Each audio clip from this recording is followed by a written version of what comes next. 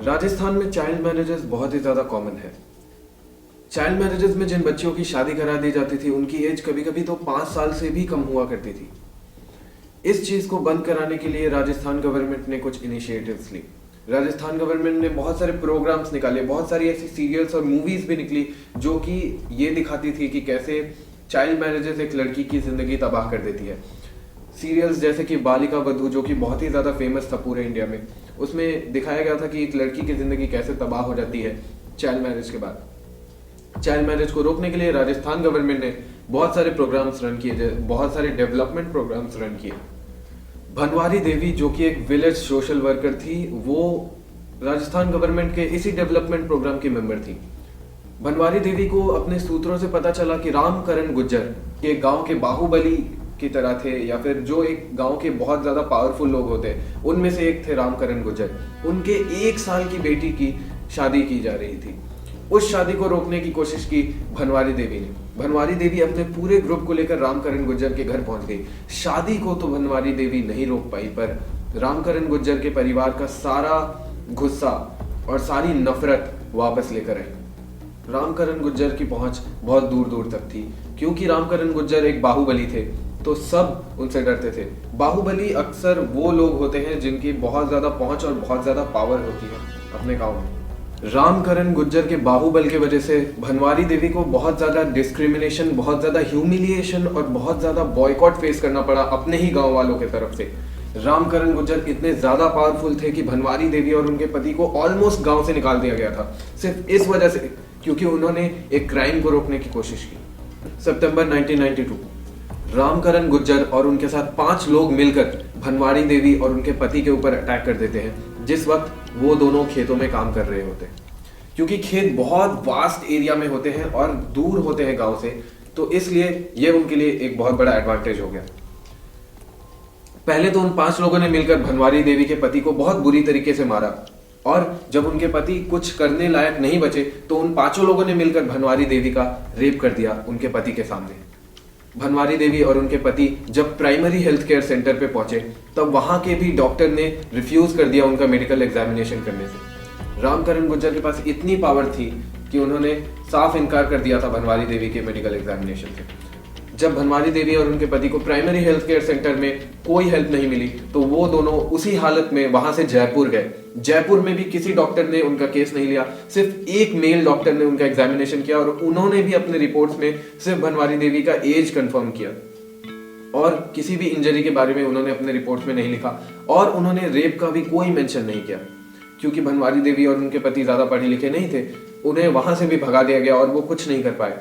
आखिर में उन्होंने अपनी सेफ्टी के लिए पुलिस को अप्रोच किया।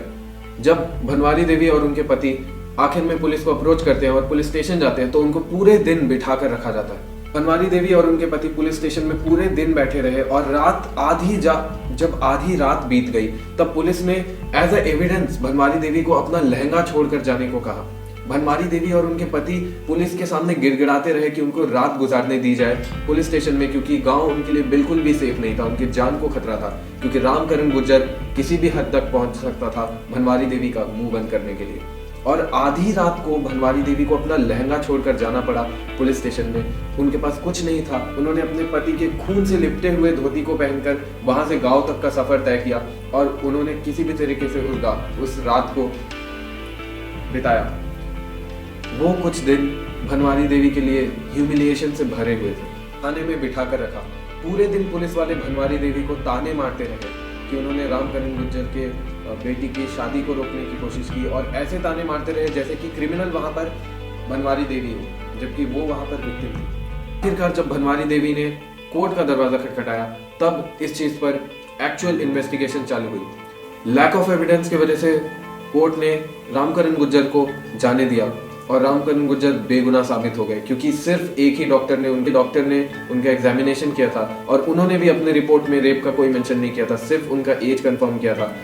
रामकरण गुज्जर को निर्दोष घोषित कर दिया गया ट्रायल कोर्ट से। आखिरकार साथिन्स और एक ग्रुप ऑफ सोशल वर्कर्स के पास भनवारी देवी पहुंची और उन्होंने भनवारी देवी की बात सुनी। साथिन्स और उस सोशल वर्किंग ग्रुप ने सुप्रीम कोर्ट के सामने इस सोशल वर्कर्स के ग्रुप ने भनवारी देवी का केस एज विशाखा का केस फॉरवर्ड किया और एक PIL फाइल की कि सेक्सुअल हरासमेंट के रिगार्डिंग कुछ लॉज निकाले जाए, क्योंकि ऐसे कोई भी लॉज उस वक्त एग्जिस्ट नहीं करते थे और वुमेन्स के प्रोटेक्शन के लिए कुछ भी लॉज नहीं बनाए गए थे। तो इस ग्रुप का बहुत ज़्यादा आशा था सुप्रीम कोर्ट से। पूरे देश में जस्टिस फॉर भनवारी देवी के कैंपेन्स चल रहे थे, पूरे देश में भनवारी देवी के केस के लिए नारे लग रहे थे और आखिरकार सुप्रीम कोर्ट ने अपनी नज़र डाली भनवारी देवी के केस पर। लैक ऑफ एविडेंस की वजह से भनवारी देवी का केस तो आगे नहीं बढ़ पाया, पर सुप्रीम कोर्ट ने बहुत सारी सेक्सुअल हरासमेंट के रिगार्डिंग गाइडलाइंस दे दी। भनवारी देवी को कभी इंसाफ नहीं मिला, पर भनवारी देवी की वजह से बहुत सारी लड़कियों को इंसाफ मिलने वाला था, या फिर अभी तक भनवारी देवी की वजह से ही बहुत सारी लड़कियों को प्रोटेक्शन और इंसाफ मिला है against the sexual harassment they have faced. Supreme court ने अपने जजमेंट में यह कहा कि हर एक जेंडर को यह अधिकार है to work with human dignity. और आखिरकार सुप्रीम कोर्ट ने कुछ गाइडलाइंस दे दी जो कि विशाखा गाइडलाइंस के नाम से जानी जाती हैं ऑल ओवर इंडिया। ये गाइडलाइंस कुछ ऐसी हैं।